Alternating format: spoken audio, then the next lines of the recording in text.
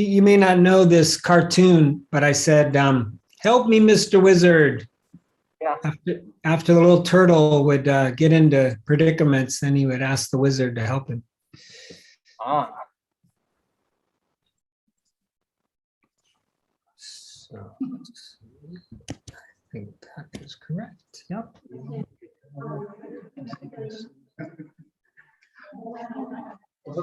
Help me, Mr. Wizard.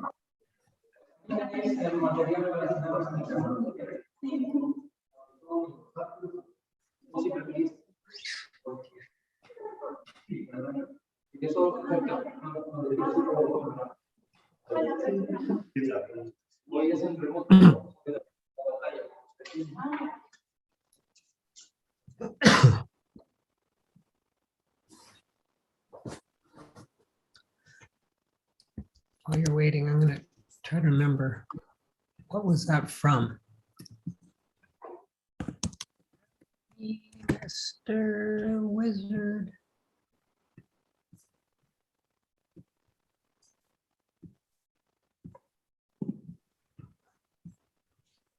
Tudor's trip. When Tudor's trip finally became a catastrophe, Tudor would request help with a cry of, help me, Mr. Wizard. I don't want to be X anymore. Ahí estaban las mantas para ponerlos cómodos. Help me, Mr. Wizard. I don't want to live in Paris anymore. I want to go back to Madrid. Beam me back.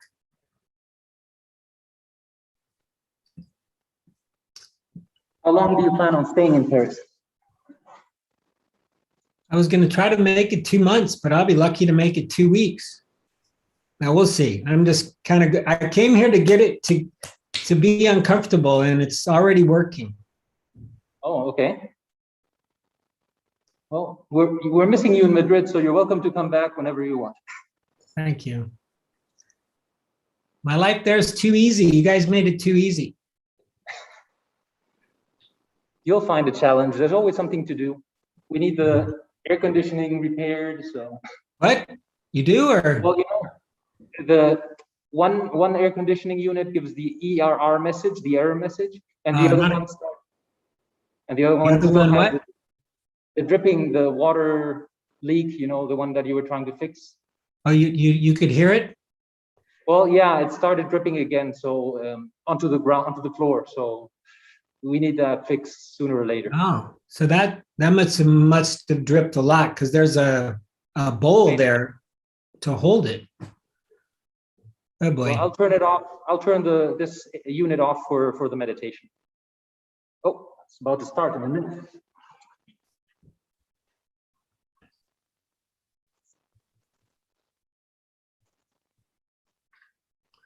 There's some people not in the 110-degree radius, huh?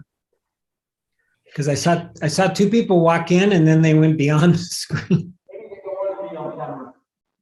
That's all right. If they want to hide over there, that's okay. Ah, there they are. Don't worry. Hi, Laura. Bienvenida de nuevo. Did you go traveling? No. Okay.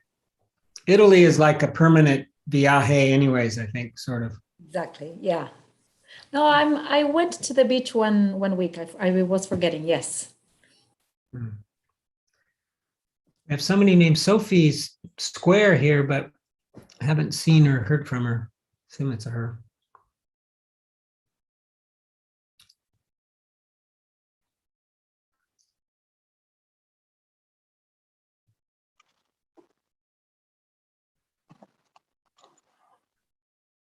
So what do you think, Carlos?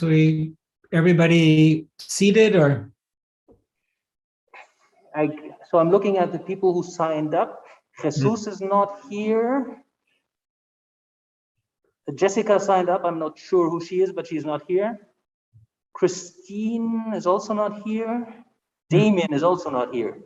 And Okay. Juan is not coming. So Juan is not. Well, why don't we wait a couple more minutes? 2, 3, 4. So So now, according now to the list, 4 people should be here and they're not here now. Okay. Unless they want to join remotely. No. No.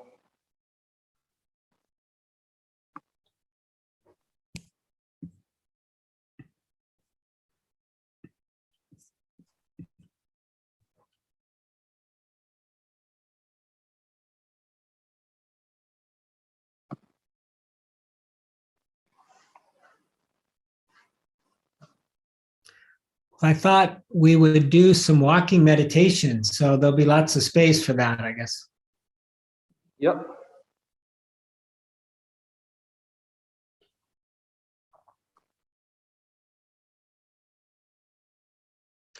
I guess I'll ask in Saladana, is anybody new to meditation?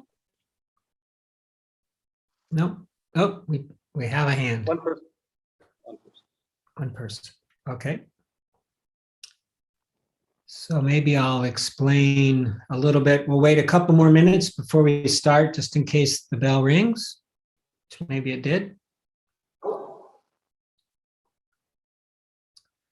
So I think one of the best pieces of advice about meditation, if you're a beginner or even a long-time practitioner, is to have no expectations. No tengas expectativas. Nada. The volume. Yeah. You want a little, oh, there's the bell. I heard it. Should it be a little higher, the audio? A little bit up? Oh, you want it down? Oh. I'll let Carlos turn it down if. Better now? I think so. Okay.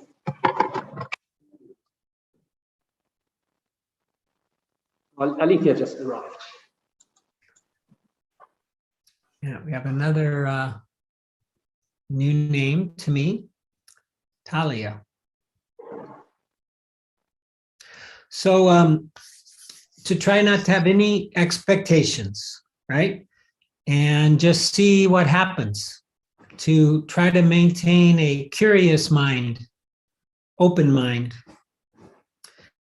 and just see how it goes sitting quietly for 30 minutes and nothing more, really. It's meant to be as simple as possible, although our minds try to make it as complicated as possible. And that's kind of the struggle, right? One of them, between simple and complicated.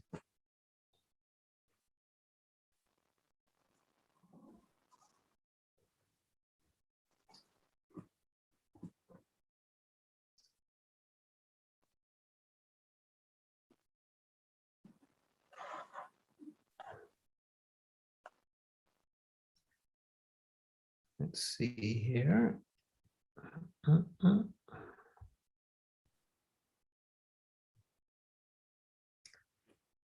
And I will add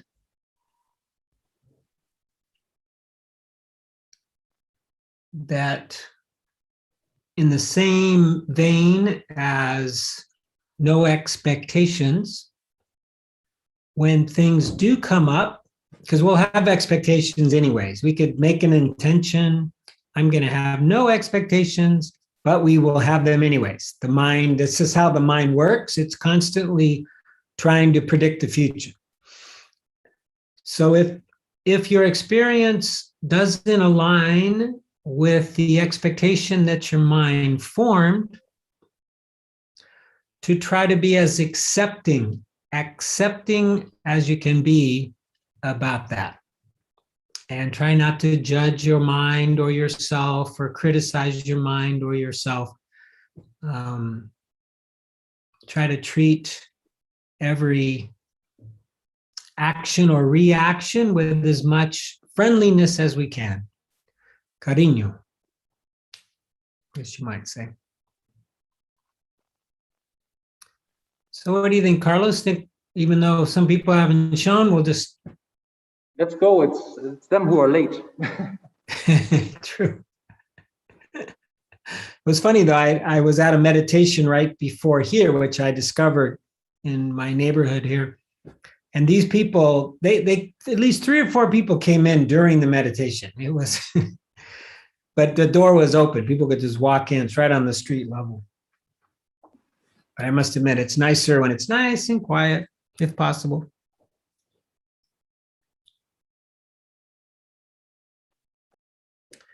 Okay, do we have any questions or anybody?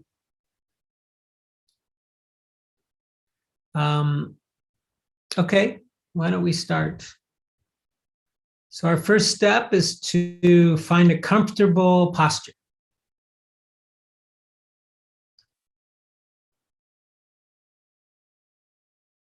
And so we want to try to maintain it for the full 30 minutes. So we really want to make sure that it is comfortable and stable. Now, for the person who is kind of new, can you get your knees to touch the ground? If you put your legs more parallel rather than crossed, do you think you can get your knees to touch the cushion?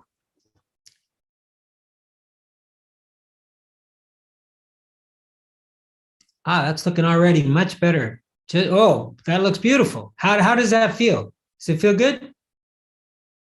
It kind of locks in place with that posture. That's called the Burmese posture, because we want to be stable too, and we don't want to have to think about holding ourselves up, and that posture will often get you there. Okay, well, thank you for doing that.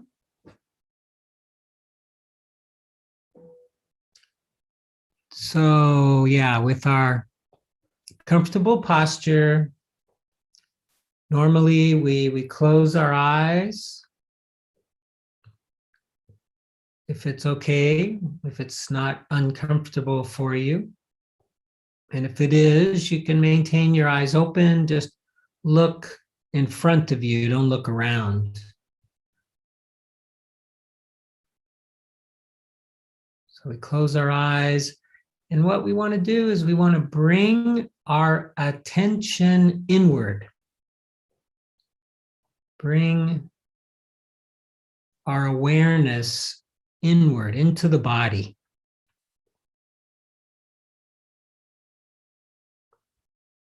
So maybe you can feel your body from the inside out, right? We're feeling what they will often call the felt sense of your body. We're feeling it, we're sensing it, the felt sense.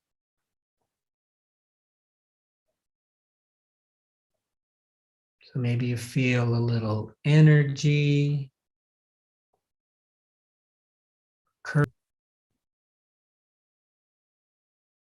maybe not.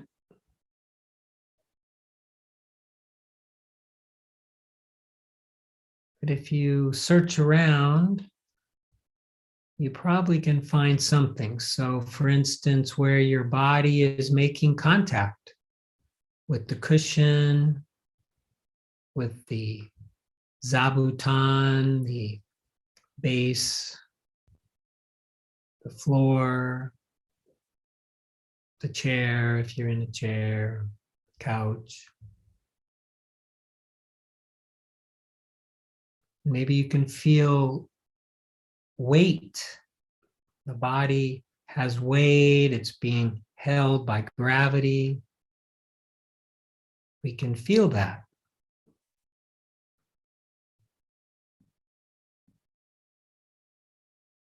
And in fact, this feeling of weight and being held by by gravity, by Mother Earth, can create a sense of groundedness, where we become grounded into the earth, into the present moment. So much of the time we're up in our heads, floating around.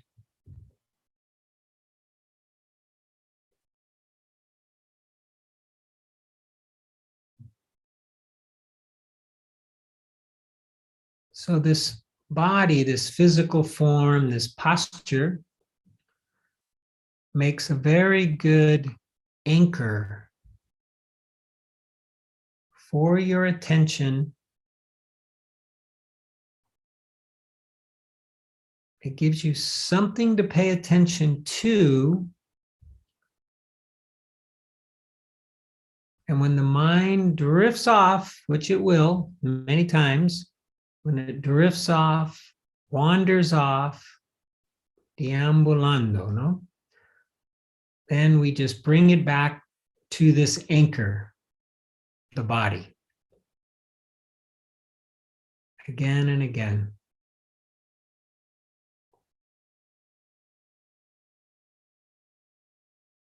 Now, if you want a more narrow anchor, or you have a practice with the breath, let's find the breath. So everyone, find your breath, the rhythm of breathing, inhaling, exhaling.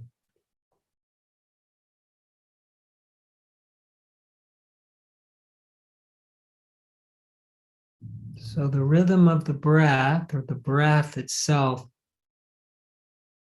also makes a very good anchor, very good object for our attention.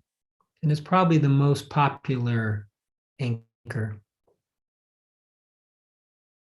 So find your breath, feel your breath. Maybe you have a favorite spot, or you can experiment with where does your breath feel pleasant? Where is it obvious? Where is it easy to see and feel and notice? So maybe it's in the belly, the chest, the nostrils.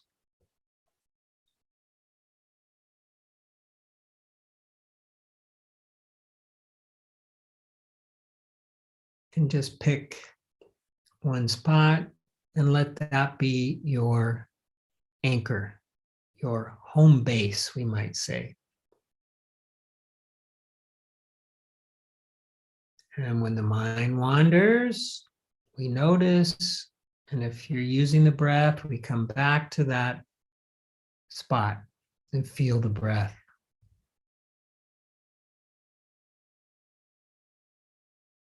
And if you're going to use the breath, there are various tools or tricks you can use, including counting the exhalations, maybe up to 5. That helps stay connected to the breath. You can also merely use a mantra or just say in and out, labeling the breath in and out as you breathe. That helps too.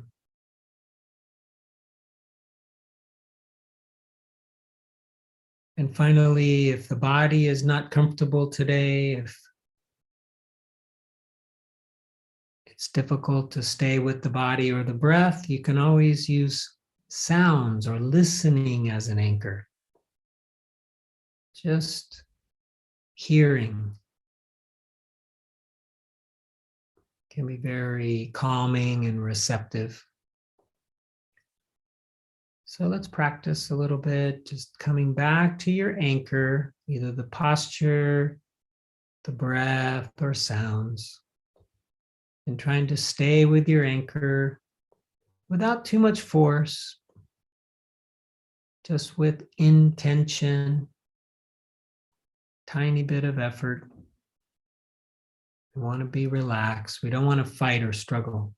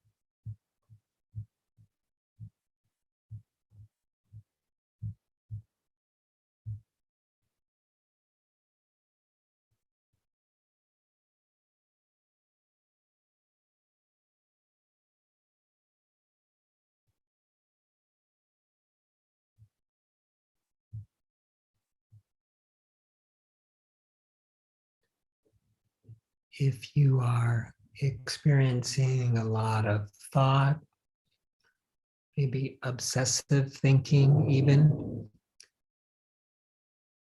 you might consider dropping back into the body and really feeling your whole body with your awareness.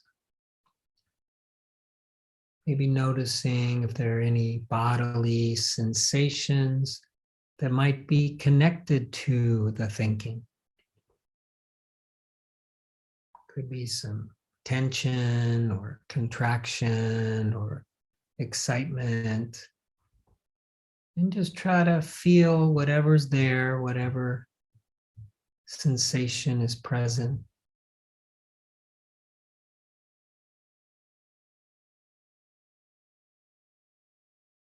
This might interrupt that thinking momentarily and maybe even calm the mind down a little bit.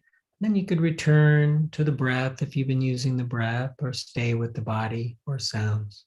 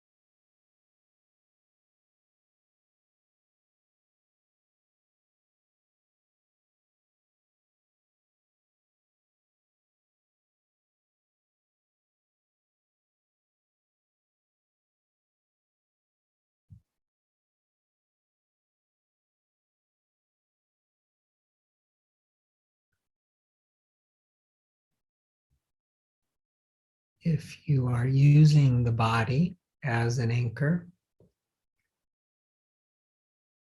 the sensations don't necessarily have to be pleasant.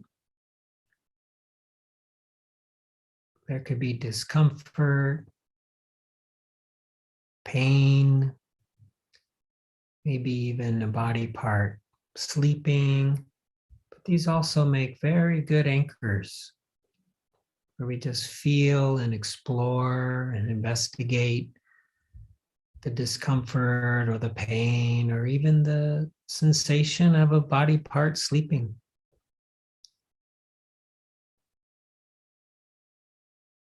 Might be surprised as to what you might find exploring.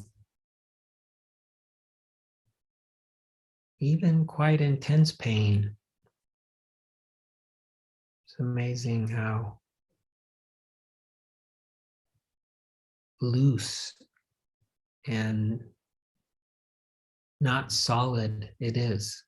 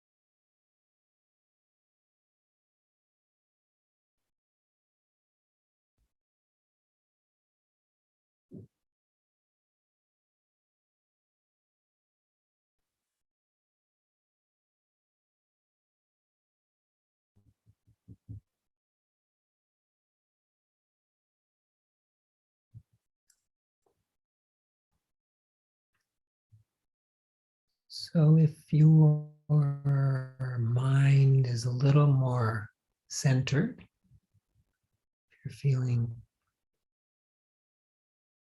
a little calm or at least calmer than before, and if you want to try a more open awareness practice, open mindfulness practice, with this one, we let whatever is most obvious be the anchor. So we allow the anchor to change. So if sounds are the most obvious, then let sounds be the anchor.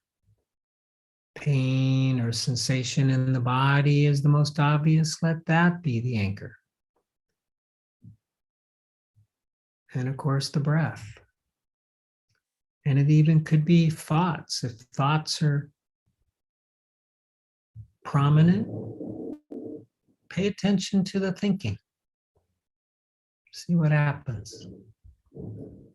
All the while in the back of your mind, just kind of noticing or being aware of how things change, how nothing seems permanent. They just come and they go. Anicca is the word in Pali, anicca, for impermanent. Nothing is permanent, nothing is stable. And this type of meditation is often called vipassana, which we translate in English as insight meditation, insight, intuition.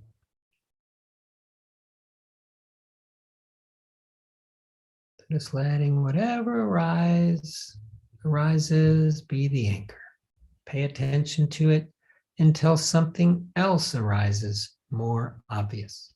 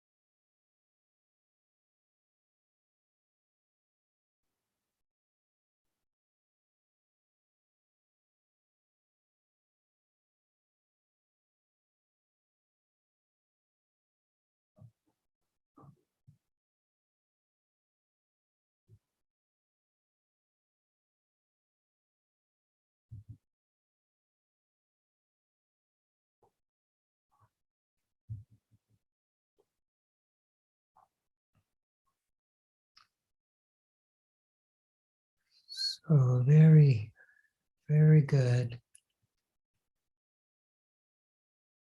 Now for these final moments, let's return to the body.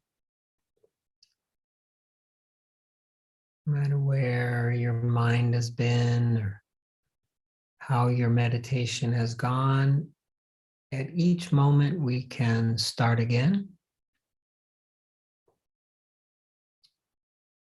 And I like to often finish re-infusing, you might say, filling the body up with awareness, reconnecting the mind and the body.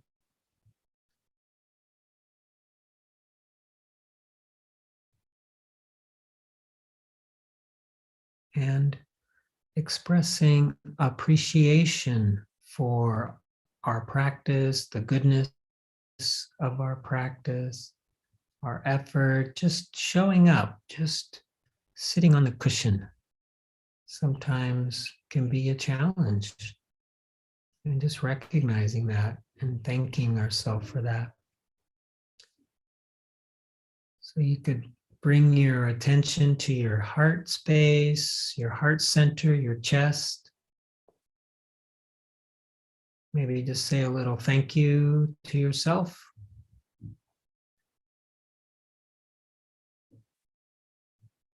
And then take this feeling of goodwill, of gratitude, extending it out to include the other people here with us today in Saladana or on Zoom or maybe on YouTube. And then extending this goodwill, this metta out in all directions, including all beings.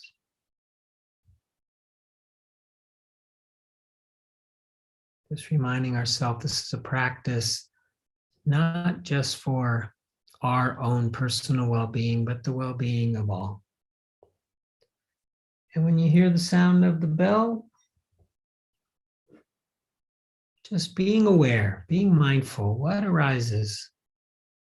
Does it trigger any sensation in the body or any thoughts? Just noticing.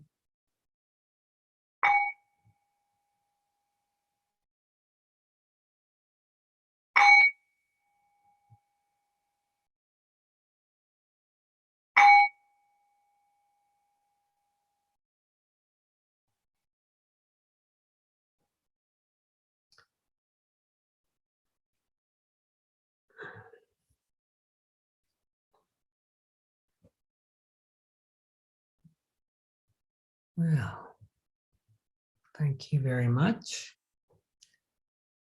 That was our first meditation with me away and then having the wider view camera. I rather like it. I mean, it's kind of nice. I'd rather be there, but better this one than what we had.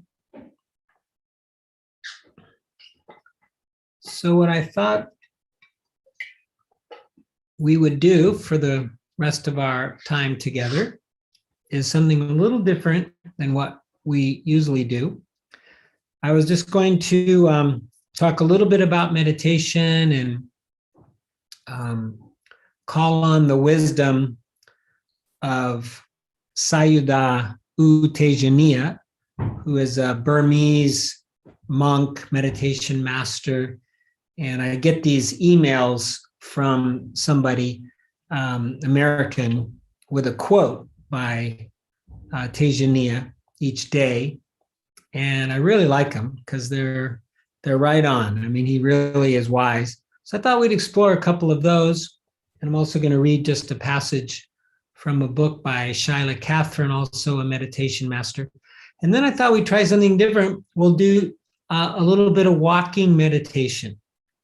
And we've never really done that on a Sunday, but let's just see how it goes. And I'll introduce it, and then we'll practice it maybe for about 8 minutes or something, not very long, but get an idea.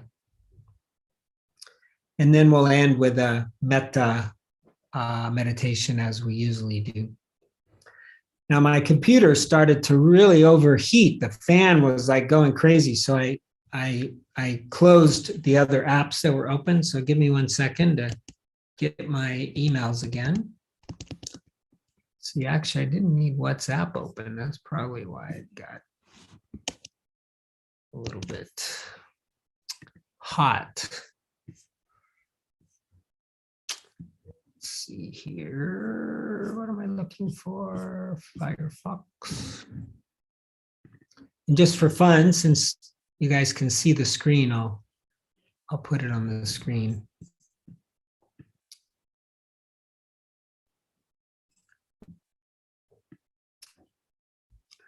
Let's see, what's that guy's name? Doug. Here we go. So I will come back to you guys and I'm going to hit share screen. And here we go. So these are from Mr. Tejaniya, and there you can see a picture of him. He's probably in his late 50s or so. He's an active monk in Burma and Myanmar, which of course is going through a lot of trouble right now. So they're not having visitors, but I know many, many people who have actually gone to Myanmar and they practice with him in his monastery. So here's one. I wasn't sure at first whether I wanted to show this one, but I thought, oh, what the heck, I'll do it. So here's a little piece of wisdom from him. Simple awareness isn't tiring at all. All it is not forgetting in the present moment to be aware. So what that kind of brings up in me is that this awareness that we're talking about, we often call it mindfulness. It's very relaxed, right? It's not concentrating like, maybe we were taught in school where we really have to concentrate and furrow our brow and use a lot of effort. It's not like that. It's a much more just relaxing and relaxed awareness. Now, if you're getting tired, which can happen, it probably means that the mind is not used to being aware. It's used to thinking. And so now we're not thinking, instead we're just being aware, and the mind might find that a little bit tiring at first. But you'll develop mental muscle. The muscle probably in the brain, I'm assuming, will get stronger. And with that, the tiring should go away. And if anytime there's a question or you want to comment, just give me a wave. I think I can see most everybody. So this one, that's interesting. They were both on the 28th, but it must have come in the middle of the night. Okay, so this one is called, When There Is Pain, Observe the Mind. When there is pain, observe the mind. There's discomfort in the mind, which is finding it hard to live with this pain. Aversion exaggerates the situation, making the pain seem stiff, hard, or solid. In reality, it may not be that painful. Now that's kind of a bold statement, right? When we have pain and we think it's painful. But he's saying in reality, it might not be that painful. And, I've been experiencing for, oh my God, now almost, well, it's two years pretty much now, pressure in my sinuses. But if I just put the awareness on the pressure, on the sensation, sure enough, it ain't that big a deal. It's quite interesting how not solid it feels, not stiff and not hard. when I'm not paying attention to it, or when I'm averse to it, that's how it feels. Stiff, hard, and solid. It's like my whole face feels like that. But when I put my awareness on it and just feel it, actually it's kind of loose. There's like air or space. There's like space in between the sensations. And sometimes it goes completely away. Completely away. It comes back, but just from paying attention, it can go completely away. So when there is pain, observe the mind. What he's pointing to there is if we don't want it to be that way. I hope that was a kitty cat, Lara, and not some kind of, okay, good. It's kind of blurry, and so I couldn't tell whether it's a rodent of some kind or something. Okay, kitty cats are fine. In this place in the south of France where the Moulin des Chaves is, there are these animals that I think came from like Argentina or Brazil. They're sort of like beavers, but they're smaller than a beaver, but they swim. And apparently they just multiplied. They're everywhere. They're like this big. They're not small. And that's kind of what your cat look reminded me of, is that creature when it went running by. Okay, back to this. So like one monk has a formula for pain and aversion, or for anything really, and aversion.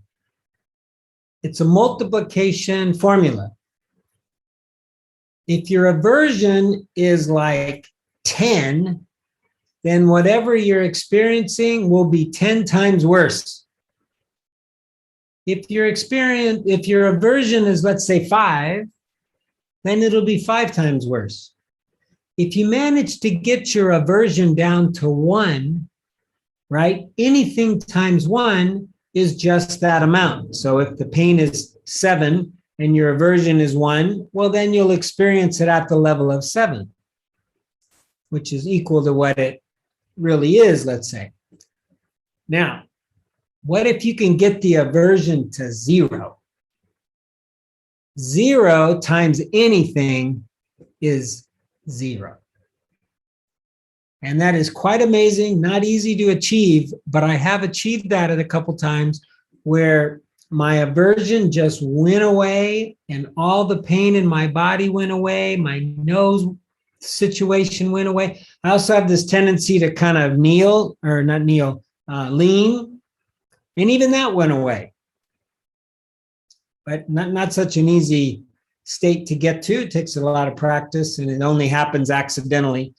We can get to aversion to 0, but we can get it to 1.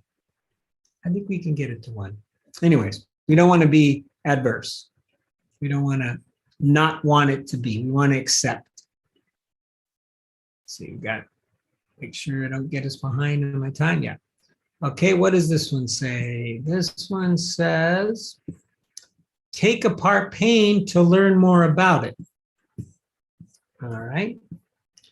How does the mind interpret pain? How does the mind create the experience of pain, painfulness, and all the attendant pains for itself? For a normal person, this is all rolled up in one.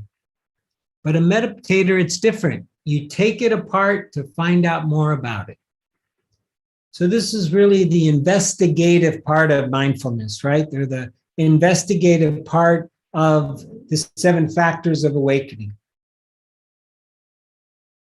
We kind of dig in with our attention, and we explore, we feel it, and we feel it closely. You know, you could do this with pain. For when you're sitting on the floor, normally after 30 minutes, you're going to feel a little bit of discomfort, right? And you could just put your awareness in the discomfort and feel it. Really get to know it, explore it. And we can really learn a lot about our mind, and we can learn a lot about our body this way. Doesn't even need to have words, you know, we just really explore the true nature of sensation. So that was apparently number 2. So let's go to number 1. Right? This one is, yes, number 1 of 3.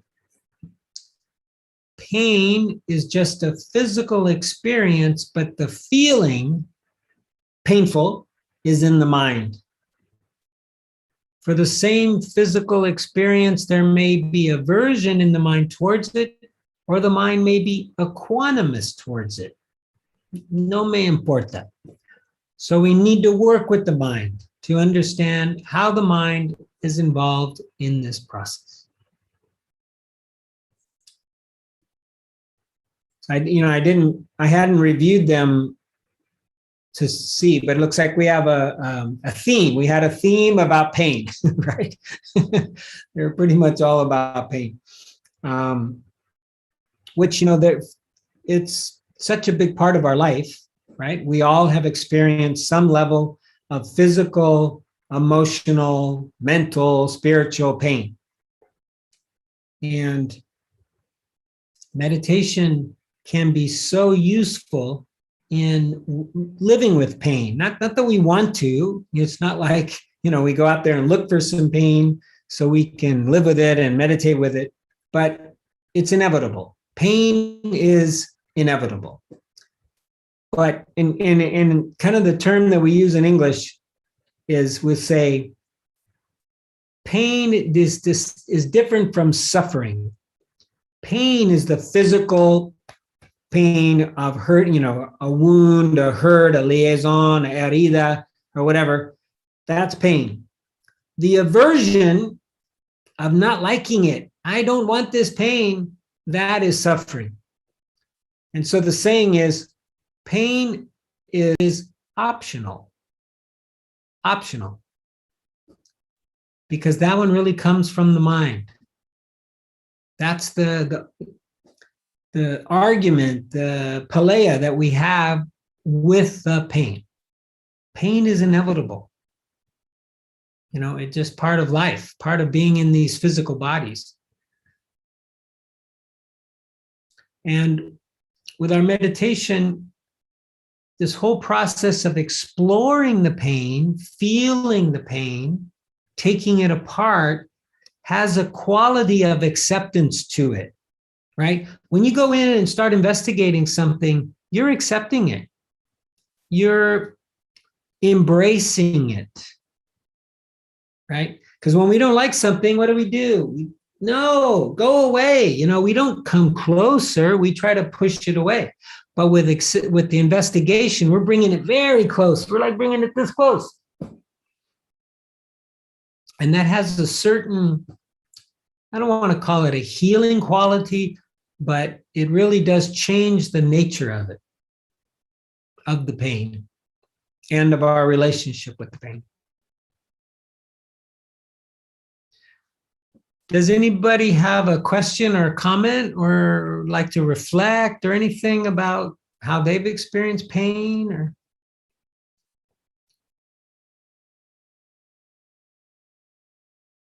oh, Lara, please. Hopefully, I don't know if, yeah, go ahead, Laura, give it a try. I don't know if they're going to be able to hear you, but we'll find out. Okay. I was thinking this is all the layers that we add to that initial pain that you were saying are the arrows, right? All these other layers that, and I think that's part of what neutralizes sometimes the pain. When you start taking all these layers out and you realize that, well, you end up with this, whereas before it felt like this and perhaps overwhelming. And yeah, we want to run away. We want to cover it. We don't want to feel it. But yeah, when we start looking at it, if we are brave enough and if we are aware that this is happening, and if we stop and we investigate, then maybe the core, the essence is super painful, but at least you can see what it is. And all the other things, you are like, okay, this is about the future. I don't know, you start. Yeah. So yeah, just that. No, that's very, very wise and very true. And you mentioned the arrows. So for those of you who are not familiar with that is a Buddhist teaching where he talks about, summarizing it real pithily, the first arrow is the pain. And that's the one that we can't really avoid. But then what we do is we add more arrows, right? These aversions, or as Lara was saying, how am I going to have this forever? Or, we add all these stories. Now, pretty soon we've got 10 arrows in us.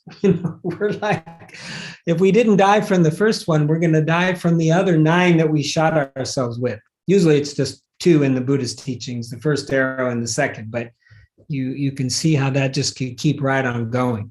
But those are all optional arrows. So yeah, thank you, Lara, for that. Yeah, and I'll just to mention that this also applies to emotional pain, right? In fact, emotional pain probably could be easily the one that we want to go away even more. We kind of like sort of accept physical pain. You sprain our ankle or something like that, and okay, we got pain. We even break our arm. We can live with that. But boy, emotional pain, like from a breakup or hurt, ooh, we don't like that at all. We want that to go away. But that has to play itself out as well. It has to heal as well as the physical pain. Yeah, thank you. So let's see. Yeah. Is everyone willing or interested to do a little walking meditation? All right. So let's see, I'm going to change this back to gallery. So for those of you who are new to walking meditation, I'm going to give some very brief, hopefully simple instructions. So first of all, we're only going to walk maybe 2 or 3 meters. Okay. So like if you're in Saladana, I would suggest we go width-wise, and everybody go width-wise, right? Like that car, like Carlos is showing, because otherwise you could end up, crossing paths, and we want to be able to focus on what we're doing without worrying about hitting anybody. And you're going to start at one end of your little 2 or 3 meter path, and you're just going to walk to the end, 2 meters, turn around, and come back. So we're not going anywhere. And then you're going to do it again, back and forth. And the idea is to be aware of what you're doing, right? To be mindful.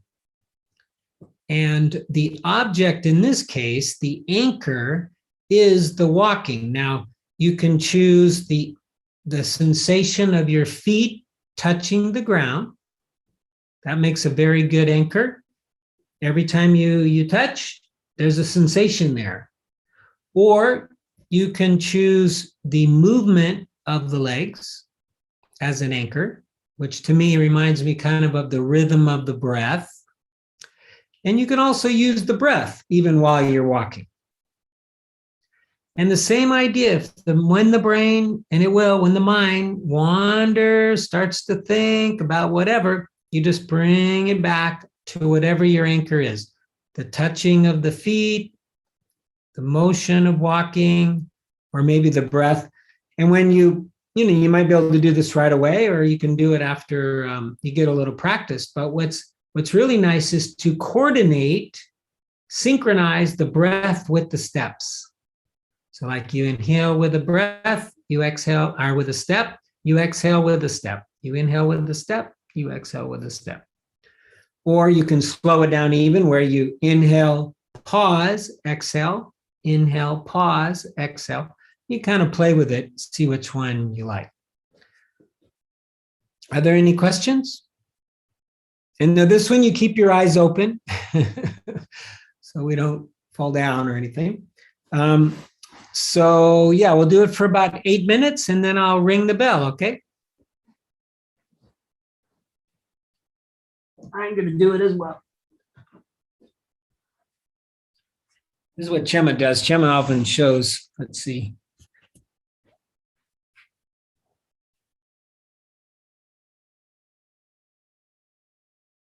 Make sure that we don't go over.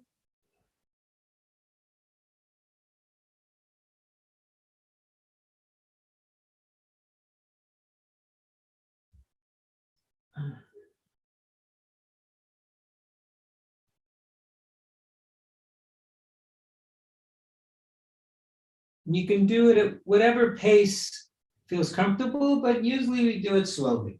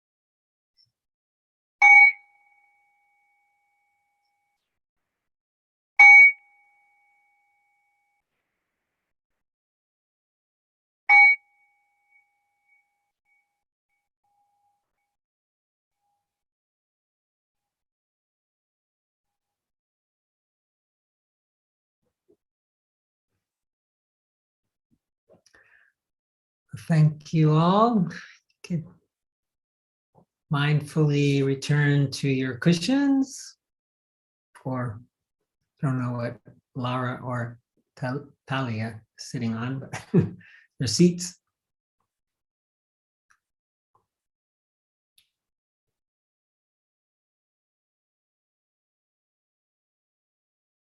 Oh, there's a person behind the blank square. Welcome.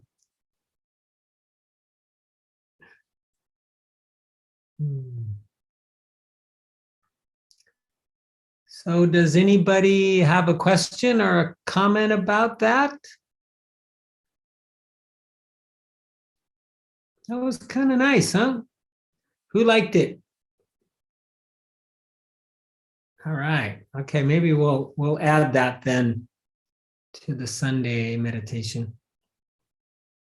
Okay, why don't we go out with a little metta practice? So again, finding a comfortable posture. This one won't be so long. And for metta, because we really want to be able to radiate out goodwill, loving kindness, we want to be comfortable. We don't want to be fighting any pain. Now, for those of you who are new with metta, which is a Pali word, not the Spanish word metta, but Pali word that means goodwill, friendship, loving kindness. The idea is at first we use phrases or wishes and we offer them to ourselves and to other beings. So it's a little different than the mindfulness practice we've done already. This one will use some phrases. So I will mention some phrases and then you can repeat them to yourself or whatever works for you, maybe better, but we'll start with some of the standard phrases. So I often start with me, myself. For some people, this can be a little bit difficult. Some people like to start with a benefactor, benefactora first, but I usually start with myself.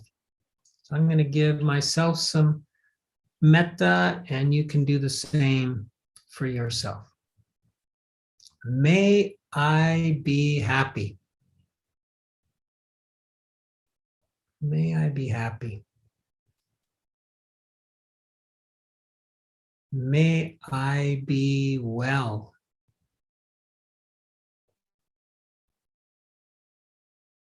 May I be safe. May I live with ease.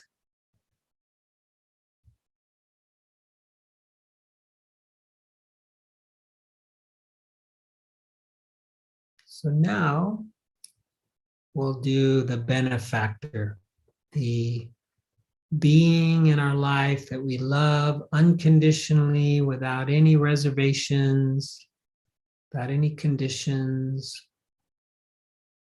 Could be a grandparent, it could be a pet, could be a public figure, could be the Buddha, could be Christ, just some being you have a very loving relationship or admiring relationship with this person. So, or being. Imagine this being in front of you, and let's offer them metta. May you be happy. May you be well.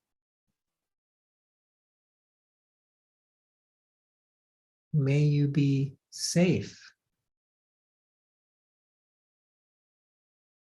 May you live with ease.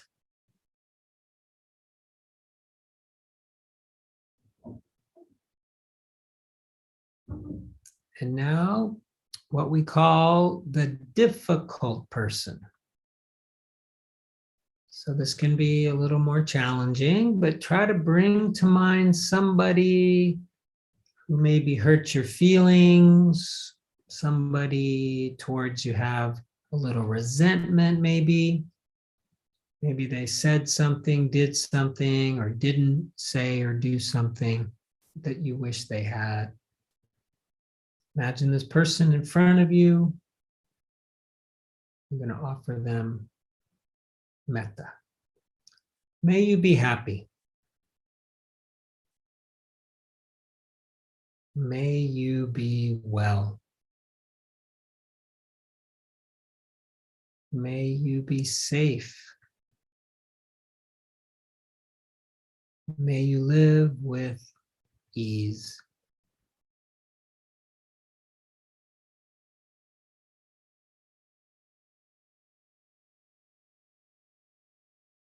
Just all the while feeling the body, feeling the heart space, noticing what arises. And then lastly, we'll do all beings without exception in all directions. May all beings be happy. May all beings be well. May all beings be safe. May all beings live with ease.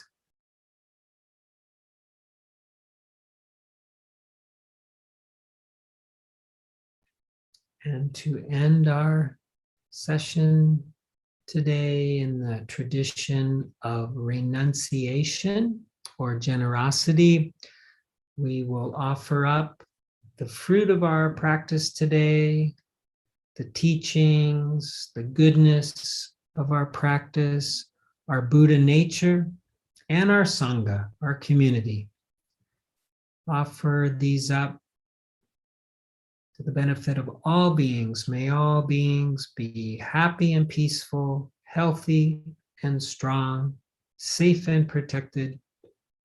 May all beings be free from suffering and the causes of suffering, free from war and violence, discrimination, racism, and free from coronavirus. And may all beings find their path, find their Sangha, find their body, their heart. May all beings be free. May all beings be happy.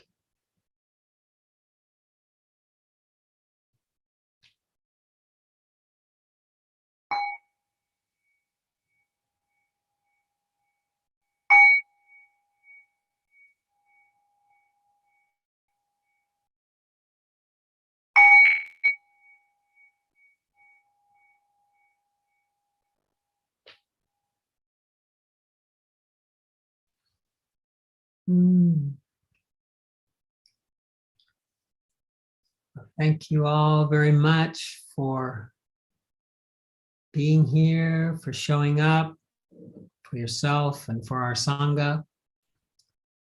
And just a word about Dana, for those of you who are in Saladana, for those of you who are not, this may not apply yet.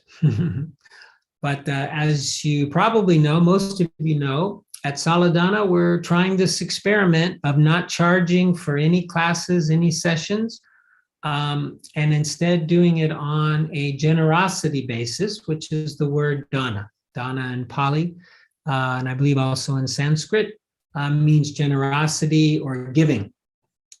And so we, the teachers, give freely from our hearts and the space as well. And then you can also practice dana or generosity. You can leave a financial donation in the entrance. There are 2 boxes.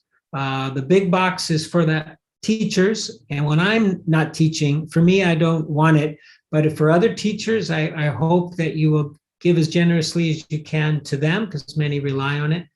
But for the small box, when I do it, hopefully you can look at the small box as a possibility, because that goes towards the gastos of the space, the expenses, and apparently we have an air conditioning problem, things like that. So it's always appreciated. And you can also clean up, and Carlos will be able to direct you if you don't know how to put things away. And yeah, I think for now that's it on Donna. I don't know if Carlos is going to go out to dinner afterwards. Maybe he is, but yeah. And I also want to add that we have added, hopefully, some classes. Most of them are in Spanish, but there's going to be a Saturday workshop that's going to hopefully start this coming Saturday. And I don't know whether it'll also be on Zoom, but it'll be presencial. And also we're going to have David on Wednesday, but Wednesday in Spanish, there'll regularly be a class. And we'll see about Tuesday, because Tuesday might change, I think, with the Triatna people when they come back, right? Yeah. And just go to saladana.org, and you'll see the schedule and the things that we're adding and so forth. So yeah, that's it for now. I miss you guys. And for some of you, like Lara, I've never actually been in the same room with you. And then we have this new person, Talia. Welcome. I don't know where are you from? Are you willing to tell us? Shall I unmute myself? Yeah. I live here. I've lived here for 6 years, but I'm from California. So you're in Madrid? Yes. Yeah. No, I live in Madrid. I live in Tueca. So I am actually looking forward to going next week, hopefully, to the sala. Excellent. Yeah. Okay. Well, you say you sort of checked it out from afar first, huh? I appreciate it. Thank you very much, actually, for offering it through this format as well. Yeah, well, thank you for coming, and hopefully we'll see you presencial next time. So that's all for me. Anything, Carlos, that you think we should mention, or? I think you mentioned it all, so thank you, Jim. Okay. We miss you here, so hopefully you'll be back. Don't keep saying that. I feel so guilty. This is like the thing I'm wrestling with is my guilt, but no, don't feel guilty. So feel free to another edge I get to work with. Okay, I love you all, and I hope to see you next Sunday. Take care. Thank you, Jim. Thanks. Thank you all. Bye. Have a good week. Bye, Laura. Bye, Talia.